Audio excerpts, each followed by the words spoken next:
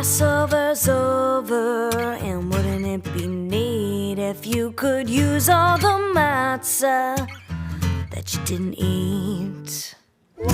Catch it like a frisbee with your friends in the park, or you could jump in the water and pretend you're a shark. You can make a matzah big and play the guitar, and you can make a matzah license plate for your car.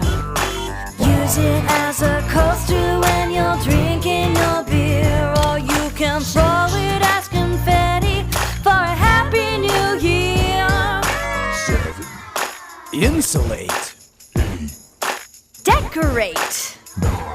Exfoliate. 10. Constipate?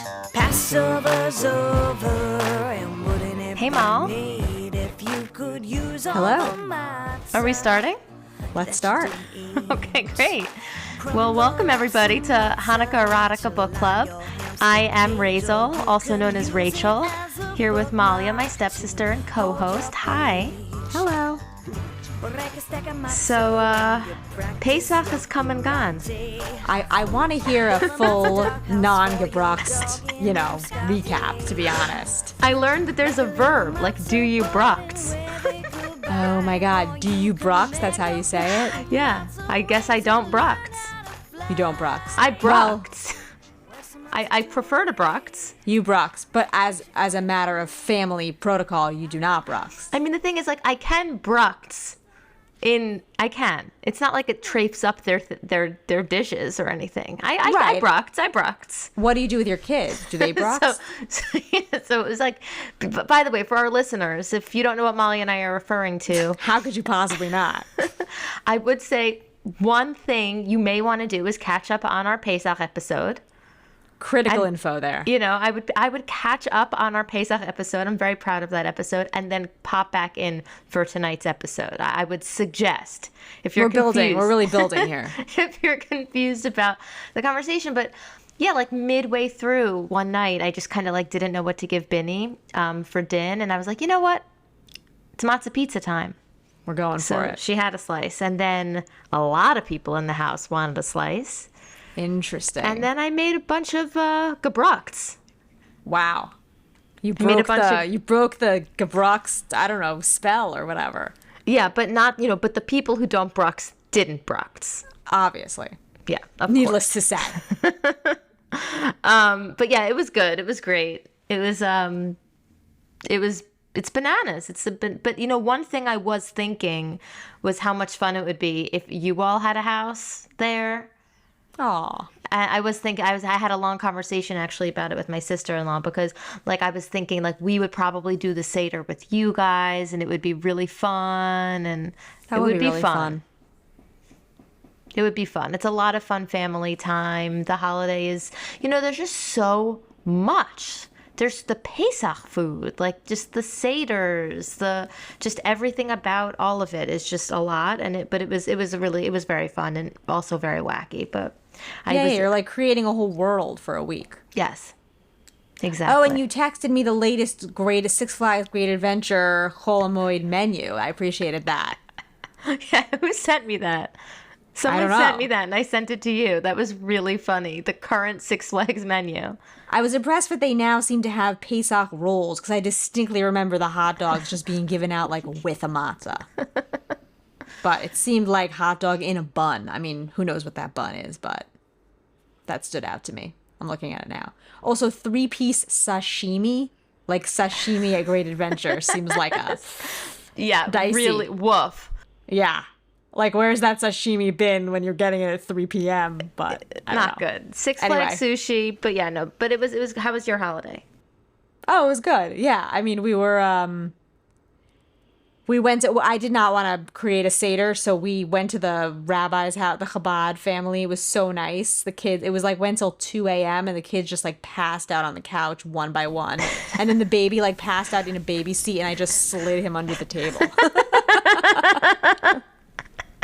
It's perfect. Yeah. So they were all just like snoozing. And then we packed them all up at 2 a.m. and went home. But it was Wow. good. Yeah. It's great. Good. Yeah. But anyway, I'm ready for, the post-Passover reading selection here. I am too. Wow. Shira's Secret by Chaya T. Hirsch. Do we know anything about Chaya T? Well, I don't know. If you want to start with a summary. I don't know much. I don't know much. I'm assuming it's a pseudonym, Chaya T. Hirsch. I do think that Chaya T. Hirsch is a pen name. I mean, it's a very frum pen name, but I think it might be a pen name. Yeah. Although she's not doing anything scandalous. No, I mean, well, in the span of scandal that we've seen, certainly not. But I would imagine maybe for the community, for if you live in that community, writing a book like this might be scandalous. It was very sneeze, though. It's true. So I guess, yes, let's start with a summary. Okay. Okay, I'll start. Okay. So Shira is a 25-year-old, Right. ultra orthodox girl, right? Are we calling it that? She's not modern Orthodox. Yeah. I would call it like yeshivish, maybe. Yes, I was thinking yeshivish or ultra Orthodox. I think she may even define herself as yeshivish at one point when she's giving Jeff like a Judaism primer. I don't know. I don't No? remember. It's possible. I don't remember it, but I don't know. I didn't highlight that if that happened. But Okay, all right. Well, I say yeshivish I saw her as yeshivish too. Yeah. Yeshivish, ultra Orthodox. She's very religious.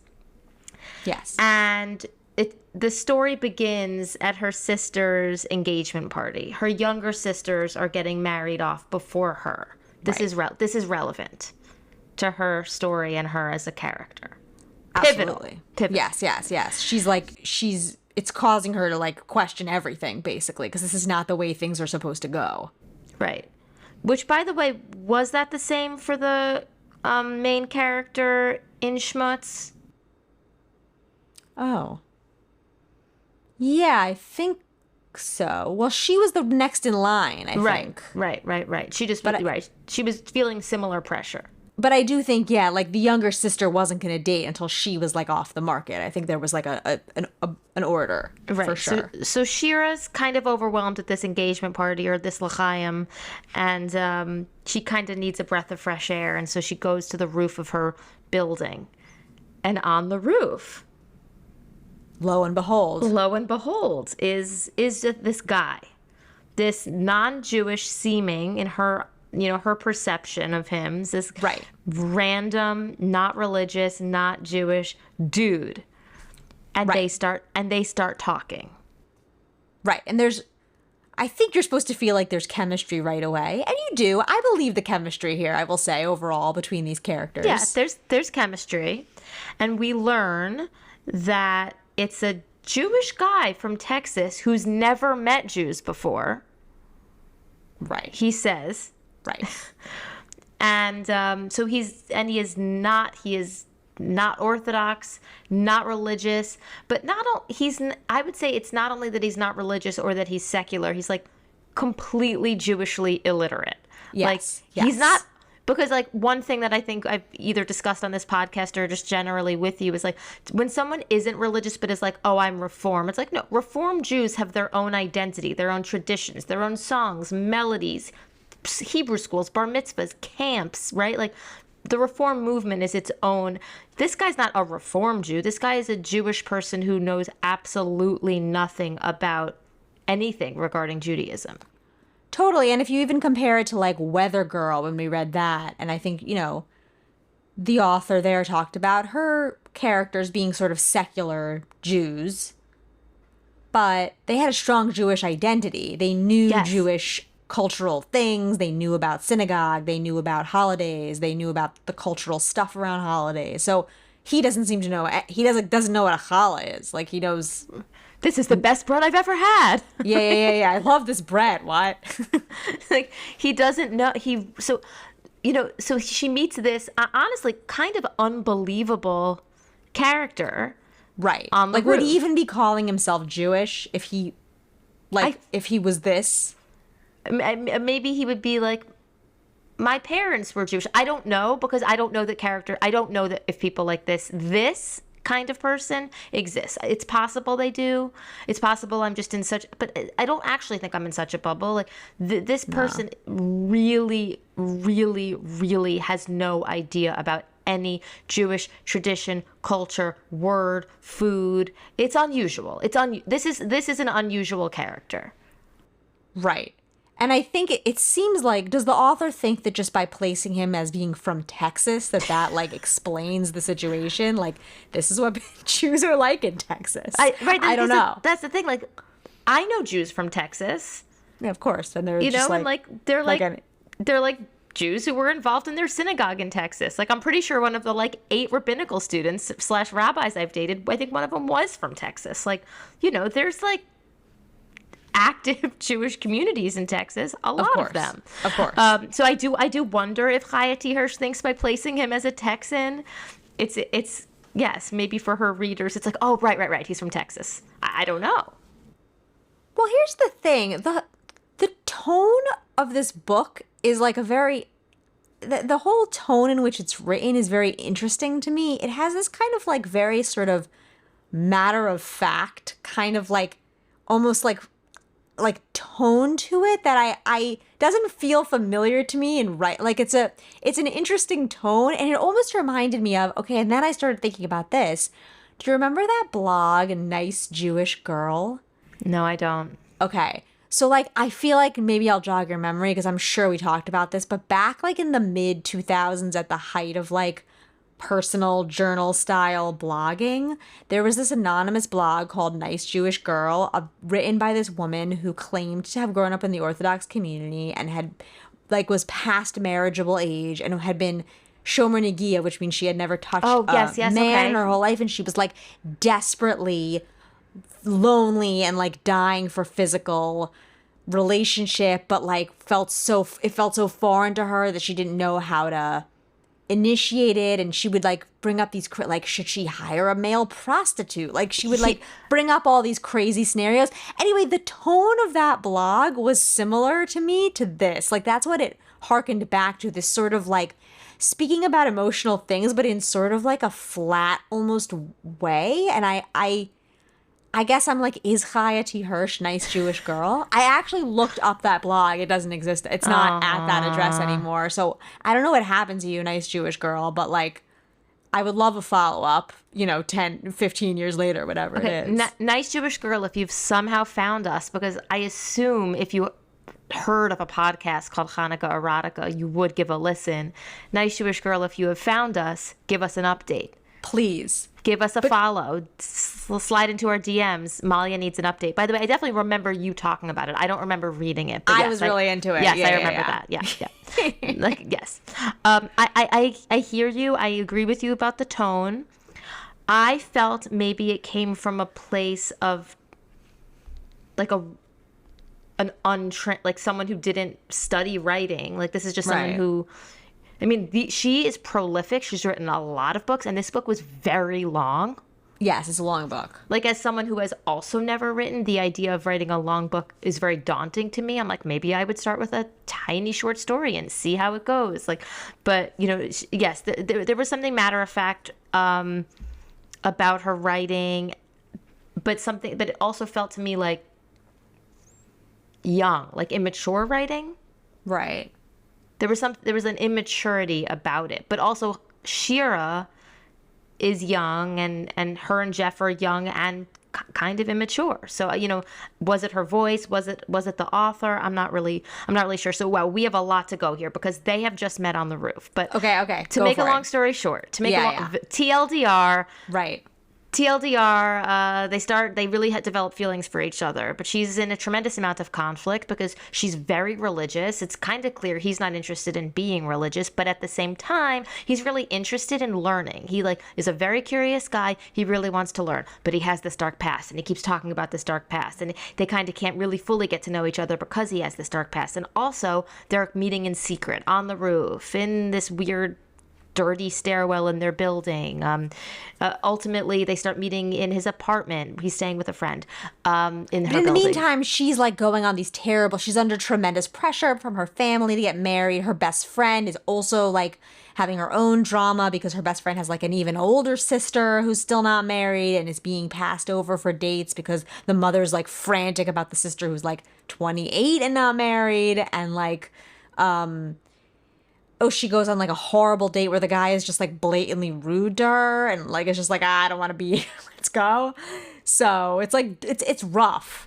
It is really rough, and all of the time she's really, really thinking about Jeff, the guy. She's thinking about him a lot on the bad dates, even at a time where you actually start to feel like she might move on from Jeff. She starts to date someone from that she had met at work, and right.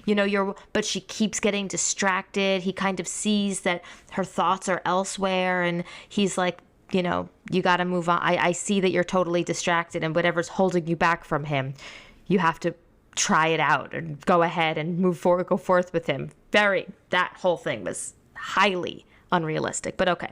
I'm sorry, go on. No, you go first. I was just going to say, just to sort of contrast this with KK Hendon, there's really almost no unexplained references in this book. Like, I think. I mean, it almost feels like she's consciously writing for not a yeshivish audience.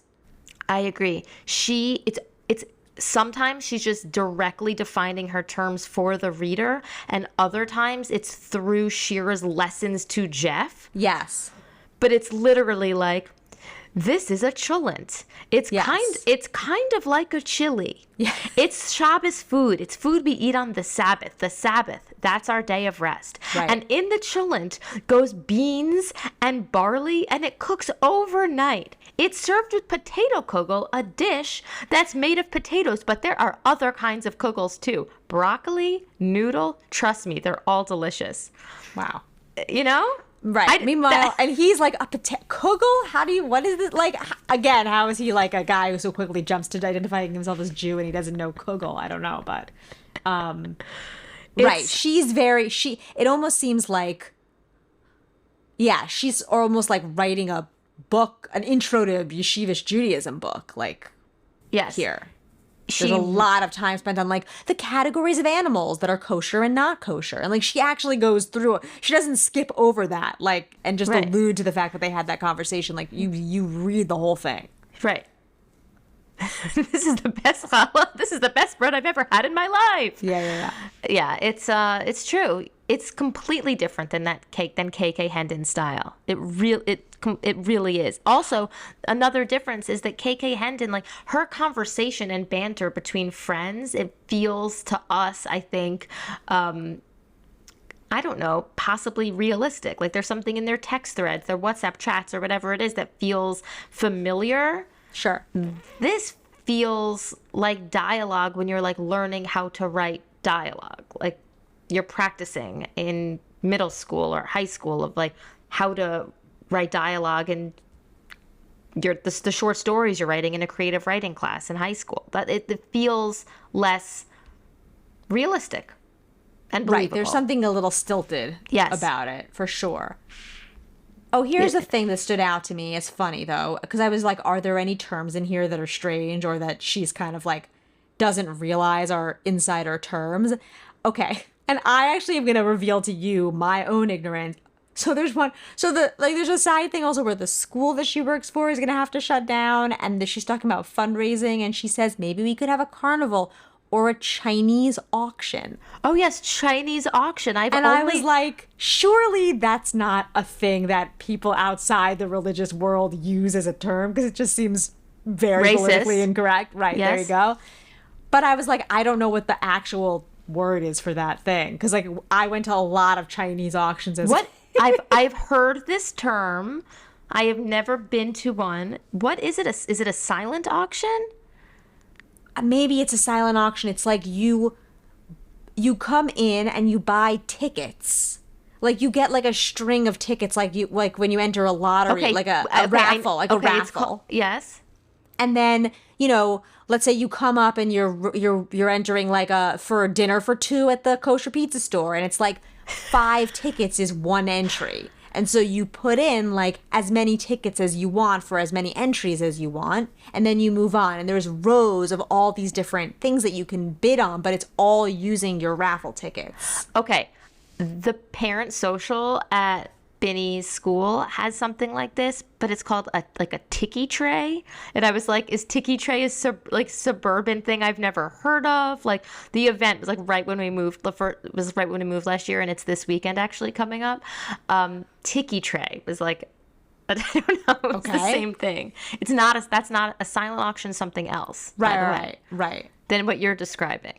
That is I don't know. What I'm describing is like a common religious fundraising thing, and I've never heard of it in like the real world, and I don't know if it has a term that's not inexplicably an ethnic group. Tiki tray isn't.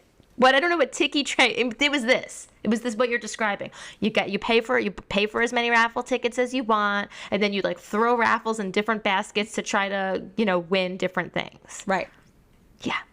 I don't know. I'm going to see what they call it this weekend. Because I was like, I almost feel like tiki tray was something I misheard. I'm going to see what they call it this weekend. But yeah, I didn't notice that she did say that, but that's definitely a term that is not in the outside world. She tipped her hand there a little bit. She definitely did. She also said something at the end that was very frum and very funny when they were talking about...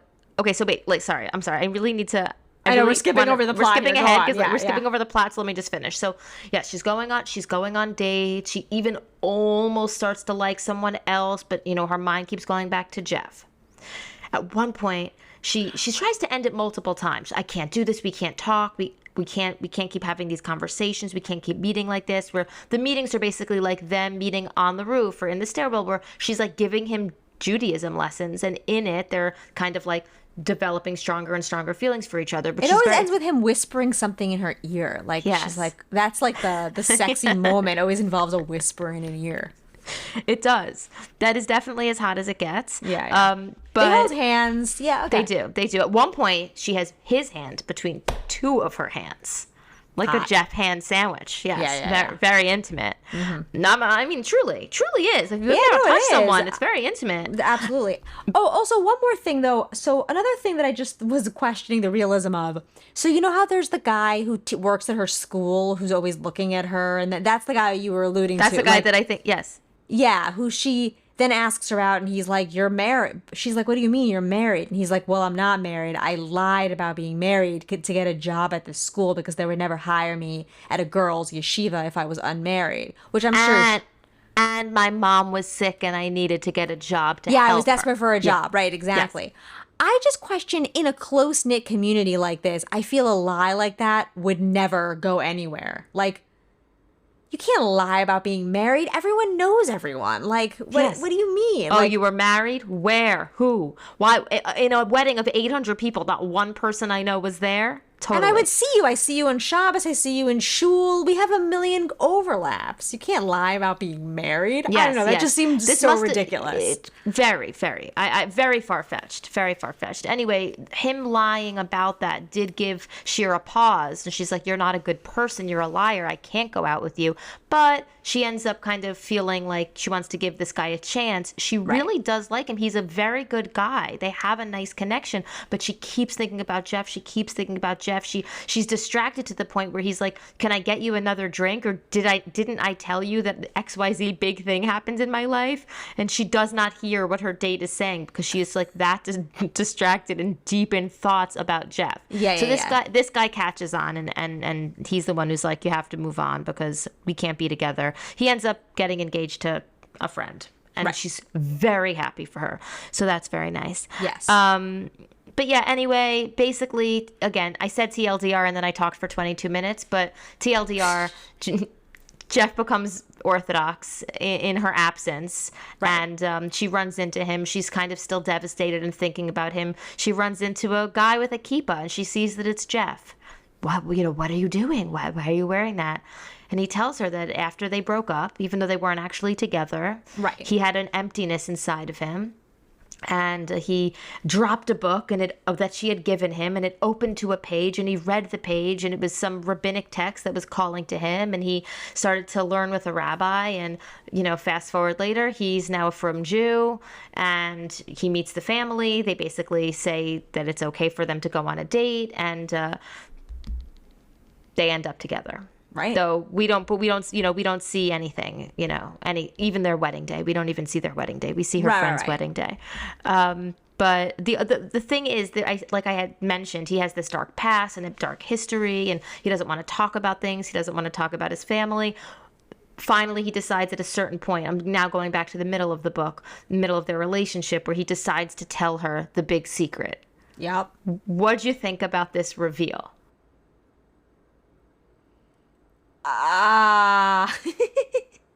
Tell us about the reveal. Well, what did you tell? Can you do it? Okay. He decides that he's ready to tell her about what his big secret was, because at one point she's like, "But is it anything illegal?" He's like, "It's not." And he says that when he was younger, sometime in high school, he was walking home from school, and he came home to see his family and two sisters, like his parents and sisters, like with their throats slashed, gushing blood. His entire family murdered. And he describes like a crazy bloodbath. And then and then he just basically like, it was just a random serial killer. It was no one that we knew. And it's like, it was like a terrible. There's nothing more tragic. Like it was something like dropped into the book, like, and then aliens came down, right. But then they left, and then we all continued on with life. Like it was just like, what? And then it just sort of everything just kind of moves on. Like it's just like, I don't know. It doesn't seem like it. It's so weird. I mean, okay. There's no greater tragedy. Like it's a terrible thing. Of course, he's a lost soul looking for meaning. Of course. But what? Like, I don't understand what Chaya T. Hirsch was thinking or how this is what she came up with. It was like as if aliens came. It was. Right, and like of all the things that could have been a dark past. Again, like it felt juvenile. That's what I'm trying to say. Like it was bizarre.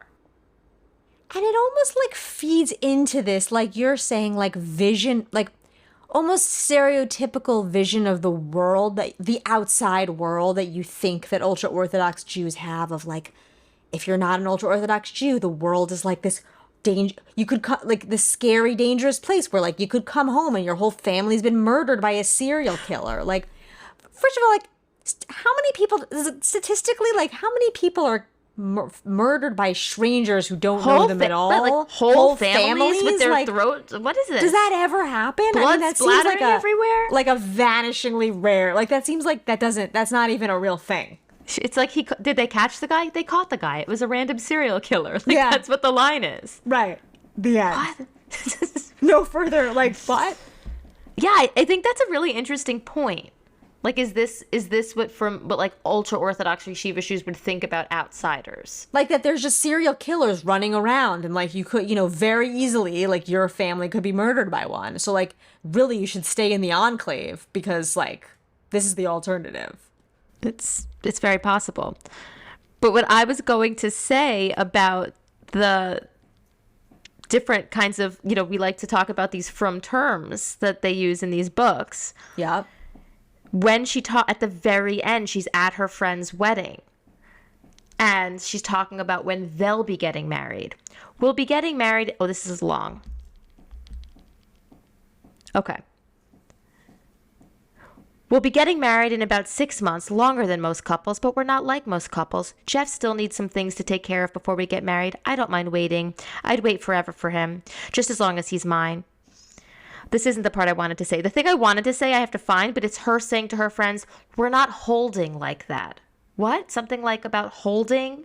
Oh, like yeah. It's a term about, in this conversation, it's in a conversation with a friend about them getting married, but it's something where she's like, we're not holding that way. Or it's a very Jewish term. Yeah, like it's a very Jewish term and it's not really English. Right. I really just have to find it. Wait, I want to find it. Yeah, there's like, I mean, it's like, we don't hold, but like you would say, like, well, first of all, I think that in general, like, because maybe it's like Yiddish, I don't know what it is, but I feel like there's a lot of mixing of sort of like prepositions in like Yes, I think it has yeshiva to do with speak in general. It has to do with Yiddish for sure.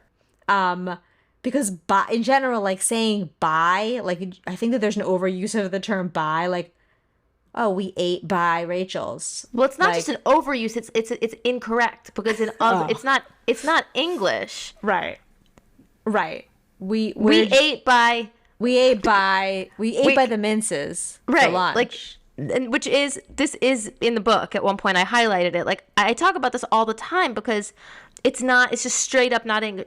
It definitely comes from Yiddish. But one thing that I thought was hilarious, this happened years ago, where two friends, I will not share their names, even though I know, I love to do that. I'm not going to call out their names, but Okay. a friend of mine went out with a friend of somebody else who grew up from, and she said to me she did not grow up religious. Jewish girl did not grow up religious. And she mentioned to me that they often met at places near her apartment because he would rather meet by her apartment. And I was like, oh my God, he's saying, let me come to your place. Do you want to meet by you? Oh, you were And like she's translating like, for him. Like, he was probably, but this like was like after it was already over. Like, he was probably like, want to meet by your place? Should I come by you? And she's like, sure. I know a great wine bar downstairs. Right. Because She was she using the didn't- actual accurate usage of the Yes, term. because she, an educated woman, Right. was like, I mean, not that these people aren't educated, but like No, there's just a gap, they grew yeah. up hearing this and thinking it was English. Right. So she's like, we always meet at places near my place because like he always asked to meet at places up by my apartment, and I'm like, oh, that's definitely not what he was asking. Right. That meant your house. That's so funny. That's really funny. And so she kept finding different places near her Near her house. Yeah. By me. It's funny. No, Right, but right before, like a few weeks before Mitch and I got married, I had no idea what an uncle was saying when he was like, I won't be able to eat by you. And I was like, yeah. what? And he was like, I won't be able to eat by your wedding. And I was like, I don't know what you're talking about. And he was saying that he was having like a surgery and he wasn't going to be able to eat on the wedding day or something, but like eating by your wedding. Right. Eating by my wedding? By. Yeah. What? Right. What? Yeah. So yeah. Right. So there's a usage of the word by in general. Yes, there is. And I think so. Like if you hold by something, it means you observe Follow- it. Like you. That's how you practice. I found it. Oh, good. Okay. The friend discovers, she finds them together. Okay. Like Panina finds Panina. Jeff and He's Shira. like the best friend. Yeah. Yeah. Panina finds them, follows Shira and sees that Shira's like meeting up with this guy, and she's like, you have to end it. Yeah. She's like, you didn't what? Do anything with him. Of course not. I mean, we touched hands, but that's it. And then she thinks, and we nearly kissed. My mind reminds me. I shove it away. She sighs in relief. Okay, good. So do you want to marry him? I play with my hair. We're not holding there yet. I just really like him. Love him. We're not holding there yet? We're not holding there. Right. I guess it's like. That's not English, right? We're not holding there yet. No, but I think that that's a term. No, first of all, you're right. Of course, it's not English. But I think like it's yeshivish for like, I think they use it like when they're learning. Like if you're learning a page of Gemara, you're like, we're holding by, Gemara. And you would say like the tractate of Talmud that you're learning. Like we're holding at Shabbos, We're not holding. Yeah, Whatever. we're not holding there yet. we're not holding there, I think is like you would say that. Right. That's not where we're at, basically. Right. So her and Jeff were not holding there yet. They're not talking about marriage. It's not where they're holding. Right. So that made me chuckle. Also, That's the really names is just like a parade of my nieces in the book. Like, Oh, nice. and I really I enjoy the names in the book. Like, I from the for everyone. Yankee, like her sister's fiance, Right. husband. There's Yankee. There's Penina. There's Bracha. Shmuel. There's Bracha. There's Aunt Gitty. I really David. I like David. Like it's not David. Oh, right. It's not David. It's not David. It's David. David. Yeah, of course. David. David was a real asshole, by the way. He was the terrible that. date. Yeah, he was a terrible crazy. date. Yeah. Yeah. He Although was I bad. kind of believe him. Like I felt like he was actually a believable character. David. He was. Yeah. He was. I think Shira might be too. It's just that there was something and their connection. I agree. By the way, Mal, like they did have chemistry. Yeah. And they really, really connected and cared about each other. One thing that I thought was interesting was at one point he's like, "You're really special, and I really care about you." And she's like, "You could just pluck me out for any single Jewish girl. I'm not special. I'm the same as every other single Jewish girl." Right. That made I me feel remember bad. That made me feel bad for her and her self-love and self-worth or lack thereof. Because to think like, I'm not unique, I'm not special, I'm literally the same as anyone else who's walking up and down the street, just made me feel badly for Shira, because there was something in her, and I would say the something was like an openness to getting to know a stranger on a roof. Does make her very different than the rest of the girls. Totally, but I thought it was a good line. Like it was a memorable interchange because it also kind of highlighted this world that she's in, where she is on this carousel of just like these men and women dating each other, where it does feel like they are all kind of interchangeable. Like they're all sort of just stand-ins, and you know, no one's really getting to know each other. She's feeling like no one's really getting to know each other. No one's really judging her based on anything so important. I think that's part of that's what she feels. I think it is. I did also feel like when Jeff is like, "You're one of the kindest people I've ever met," where I was like, "She is? Like, what is she, he's barely said anything to her. Like, how is she so, what did she say?" Like, but I feel like that's just a proxy for, I have a crush on you and I feel like you're special, even though maybe I don't have enough to go on to really say that, but I feel it anyway. So I get it. But it did feel a little like a line. It did. Okay, there's something in this book that I feel most readers would overlook, but given that I have a really strong aversion to tuna and tuna salad, Yes. did you notice there's so much tuna in this book? There was a couple of times where I was like, where I did notice tuna, and also egg salad featured prominently. Like made it like egg salad is a traditional Jew. There was like the traditional Jewish food, gefilte fish, challah, and egg salad. I was like, I don't get it. I had a question mark about that too. Egg salad. Right, I mean, when I know she brought him like a little bit of every traditional food, and there was egg salad. Yeah, she's like, well, you have to have it with egg salad. I was like, he does? But here are some of the tuna passages, okay? Let's just forget about it. I'll see you later. She's talking to her best friend at school. Please tell me you're going to make your mother's famous tuna salad for lunch tomorrow. She grins, and I promise I'll bring some for you. I squeal, hugging her. Thanks so much. I draw away. I'm still waiting for you to give me the recipe. She zips an invisible zipper across her lips, not even on my deathbed. I slap her playfully. You're mean. See you. I head down the hall to my class. As soon as I enter, 3 girls nearly attack me in the doorway. Okay, she loves tuna that much, and her friend is just zipping her mouth shut. It keeps coming up. Tuna keeps coming up in the book. Also, like, what could that, like, how much variation is there on a tuna salad? Like, I don't make it. I have an aversion to it, but I'm certain I would do a good job. Like, dill, some chopped celery, like, I can't even say the word that I wouldn't put in it. It starts with an M. I know the word. You know, but like, right? Like red onion? I don't know. I feel like I'd make a killer one. Yeah. What is the secret ingredient?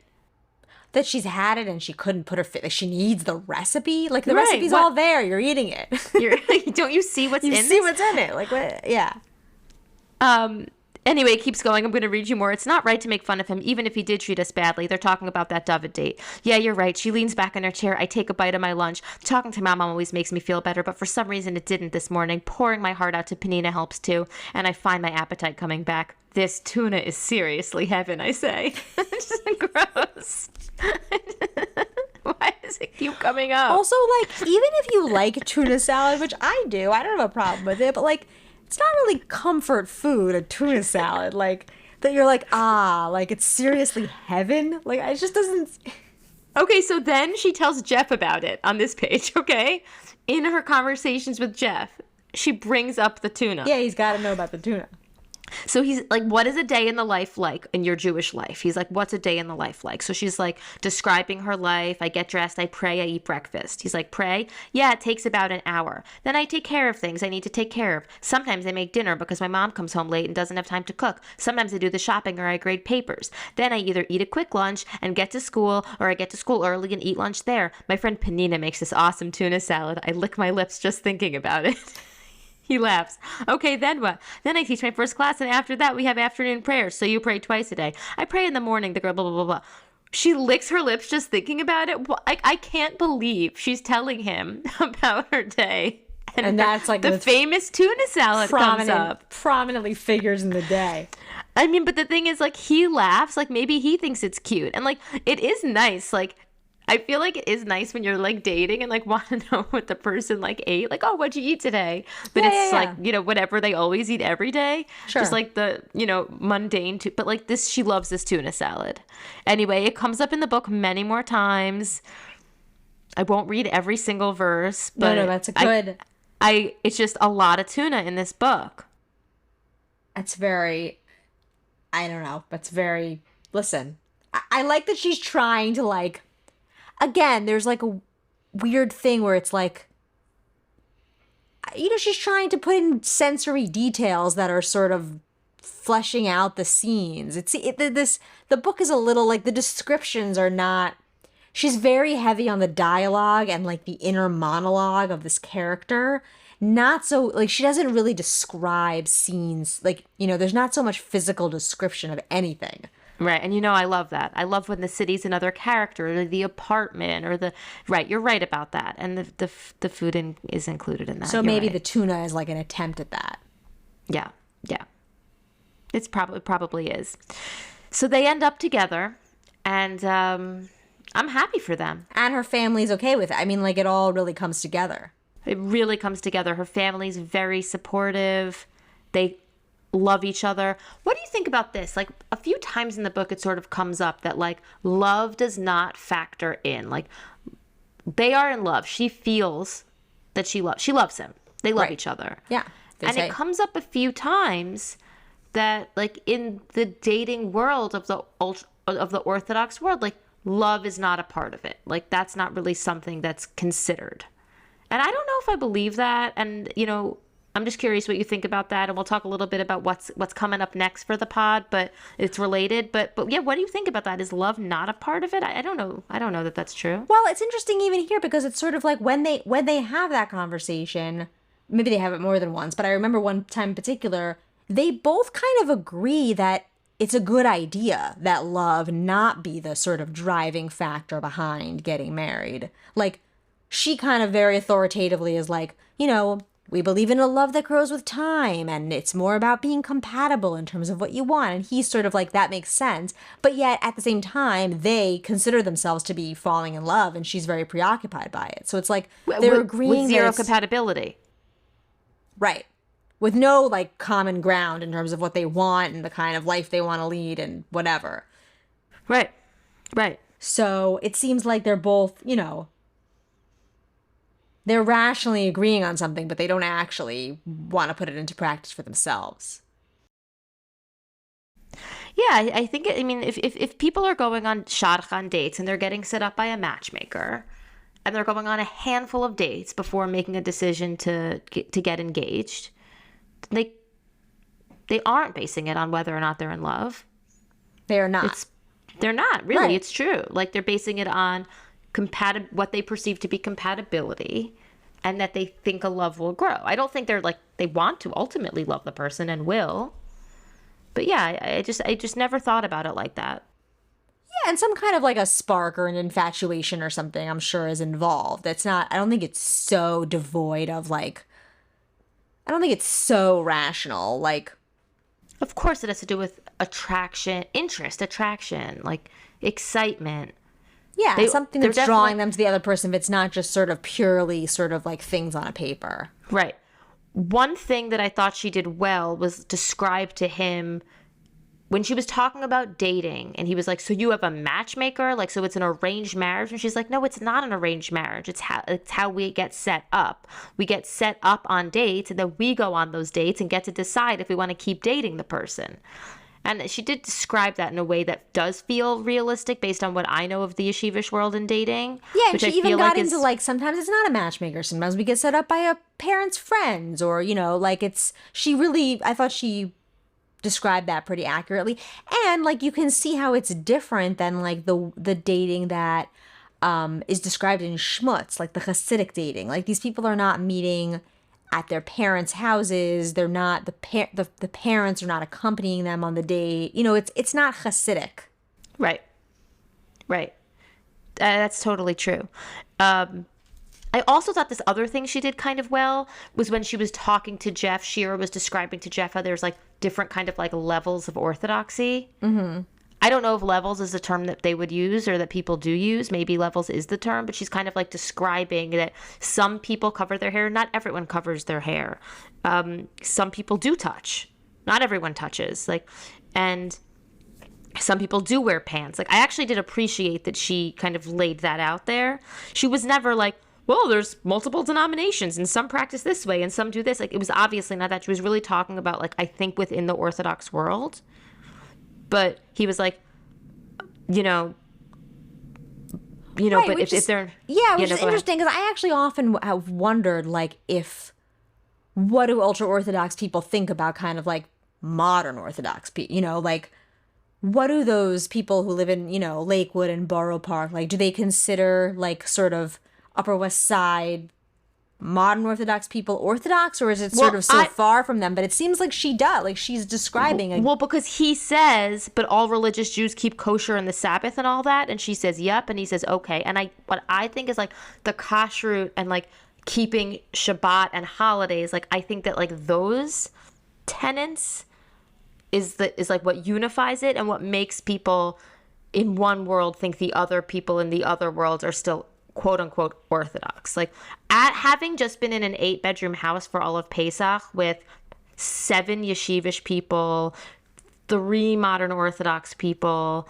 I don't know if everyone would identify the way I'm identifying them, and like 6 not religious, secular, traditional, egalitarian. I don't know how any of those people I'm defining would define themselves, but not Orthodox Jews, right, all in one house together for Pesach. Like, I do think that the kashrut and Shabbat and those observances, like, levels the playing field for yeshivish Jews to think that other Jews are, yes, Orthodox, but with an understanding that they're in a different community or world or... Yeah, totally. That makes sense to me. I guess sometimes I feel like if I'm talking to someone who's like ultra Orthodox and I use some terminology or I reference something where it makes it clear that, like, I have a Jewish education and I know these terms and I, like, can speak the lingo, I almost feel like if I don't look, or like if they see me and they know, like, I'm wearing pants or like I'm married, I'm not covering my hair, it's almost like what I say doesn't register to them. Like, they're still going to treat me like there's still this like feeling you're Jeff of, like, on the roof? I'm Jeff on the roof. Like, I could make any, like, reference, like, I could, like, start quoting psukim and halachot and using whatever correct terms. And, like, if they see me and the image doesn't match, it's almost like it doesn't penetrate. I don't know. And maybe because, like, in my 8-bedroom in Orlando, it's one family, so everyone knows each other, and so, like, right. I don't know. Maybe that's true. But it's almost like when you're walking on the street and, like, all the Chabadniks are chasing you, like, you Jewish, to, like, try to give you candles. Right. Or like, if when that happens, like, they're trying to get you in the mitzvah tank to, like, shake the lulav and etrog, or, it happens a few times a year, I think, to everyone in New York. Like, but then you're like, I like good Shabbos, like, and they, like, look shocked, Yeah. Yeah. Right. Like, and I'm always trying, William's always trying to get me to, like, give the right phrase that's gonna tip them off to, like, I'm very Jewish, like Baruch Hashem, I lit Kanai Hara, Mirz Hashem, I'm gonna light by you next Shabbat, like, just to give a whole string of things. And I'm always like, I don't want to do that, because sometimes I just feel like whatever I do, it's not I don't know. It's just there's a divide, but it's also we're strangers, so of course there's a divide. Of course, it makes sense. Of course there is. So yeah, Chaya T. Hirsch. She's written a lot of other books. Interesting. I wonder if at a certain point we will dive into another one. Are they all? I wonder if they're all kind of about the same community. Probably. I think they are. I think that she is writing. It's like a FUBU type situation for us, by us, not us. But she's writing, I think, for her community. I think she's. I would love to talk to her about this, Chaya, if you're out there. You know, the DMs are open, Chaya. But I just kind of feel like she is really writing for her community to be able to have romance and books about friendship, but also about their community, right? It's like totally sneeze. It is definitely not schmutz. There's no schmutzadick anything in this book. No. I do like that the cover has like a religious couple walking on a beach. Yes, a beachy wedding is unusual. Was there a beachy wedding in the book? No. There was not a beachy wedding in the book, right? I don't think they so. weren't on the beach. No, it just seemed funny to me that there were a couple walking on the beach. I didn't know where that came from. But... Oh, no. It came from, Yeah, just what's the stock photos. Jewish stock photos. Jewish stock photos. Love it. Because also, like, going to the beach is a whole thing. Like, whether or not people go to the beach is a thing. Right. Even I've heard being these on the conversations. beach. Yeah. Even like, being on the beach. Would you go to a beach? Oh, no. When I first got back from Israel, I would never have gone to the beach. But a few years later, I mellowed out. Now I would take my kids to the beach. That kind of thing. Right. I would only go to the separate beach in Israel. Right. Exactly. If you've had these conversations together on the beach, you know who you are. And I look forward to this summer on the beach. But we have a lot of listeners, Mal. Do we? We do. We have a lot of people who listen. I got some voice notes about this past episode. The Pesach episode brought a lot of people a lot of joy. A lot of people laughed about it, and had things to say. Seth, my brother-in-law, by the way, is now a modern Orthodox Jew living on the Upper West Side, and he had a lot to say about what we were talking about, the Upper West Side Daniel Cohen book, and he was saying Google Docs. Also, my sister-in-law Esther, Google Docs, 100% happening for Shabbat meals. 100%. A big Shabbat meal, there's Google Docs, because we said Google Docs not happening at all. Right, in our day. But they've moved on technologically. Yeah, that's good. Makes sense. Meal prep, very much happening. Like, we are just elder millennials, and so, it's just that things are moving along with the times. And I'm happy for them, really. Yeah. I wouldn't expect them to hold themselves back for our sakes. No, I'm happy for them too. They're taking a lot of Ubers to a lot of places. Yeah, there's good. Google Docs. There's WhatsApp. I mean, there's just a whole world out there. It's a whole world. Yes, I'm sure everyone has an iPhone. Right. But a lot of things definitely sound similar. But there's no squash cockle, by the way. Really? No squash cockle. That's a loss. With a little cinnamon. They still have taco what salad. About the one with the raw ramen noodles? Is that happening? I have to ask. But no taco salad. Oh, the taco salad. Oh my God, I made that 50 bazillion times. I've been making it without the dressing when I would bring it to your house. Thank you. I would put it on the side. Thank you. I really appreciate it. At least I could do. Thank you. Yeah. So listen, I there's a new show coming to Netflix, and it's similar to the show Indian Matchmaking, but Jewish matchmaking is coming. Yes, and it comes out May 3rd. And I think that for our next episode, we should put a pin in reading, and we should watch Jewish matchmaking and review it. Absolutely. What are we watching? Is it going to be the one episode, like the first episode? Like, what are we? I'm sure a few will come out on May 3rd. Okay. I think we should watch them, and I mean, honestly, I'd like to. Let's see how the show is, and then decide if we're going to be reviewing all of them. Knowing, given our history, maybe we'll interview a cast member. We don't know. That would be so fun. That would be great. So for our listeners, I know some people really like to read along with us, and for you, we are so grateful and appreciative. It is fun. The book club element, we like it. But for our next episode, we're going to be watching and recapping, doing a recap of Jewish matchmaking. Sounds great. This is going to be rich material. I'm excited. Anything about Shira's secret that we didn't cover? I think we really said it all. Yeah. We said it all, maybe a little bit too much, because I think it's kind of a problem when you say TLDR and then talk for 52 minutes. So. Yeah. It was. You know what? I'm glad we read it. I like it. I mean, I admire Chaya T. Hirsch, whoever she is. Like, she has a perspective and she's sharing it. And like you said, it's daunting to write a long book, and she really did it. So, and it I don't know, it evoked a community and really portrayed that community. So I appreciate that. Yeah, it really did.